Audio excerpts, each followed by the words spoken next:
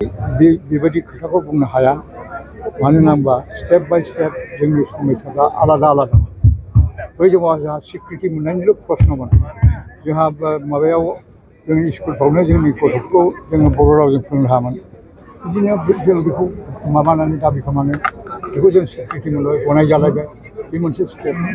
आरो स्कुल कलेजाव लासै लासै बारायलांनाय जोंना आल मिडियाम खालामनायनि कुइसन बेबादिनो गोबां समयसाखौ मावाखै नङा बेखौ सुस्रांबोगासिनो दं। सारा मा हामलाय जासिनो सार बेयो जों प्रधान मन्त्रिया फैनानै बर' थुनलाइ आफादनि बेलासो जों बर' हारिफोरखौ नायफैबाय बेनिफ्राय सार माबायदि गोसोआव होयो बिथाङाथ'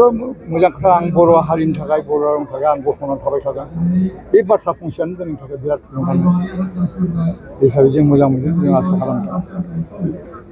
रिसार्च नोंथांमोननि हाबाफारि मा मोजां जादों बर' थुनलाइ आफादनि जिखिनि हाबाफारि दिनैथ' रेडि जाबाय जेनेबा महोत्सबनि आरो उनाव जोंहा सेमिनार दं गिदिर गिदिर मानसिफोर लानाय जोंनाव जे माखासे चेलेन्जेस जेखौ नोंथांमोनहा बुंनो सानदों बेफोरखौ मानो थाखाय जों गिदिर गिदिर पन्डित लाबोदों बिथांमोनहा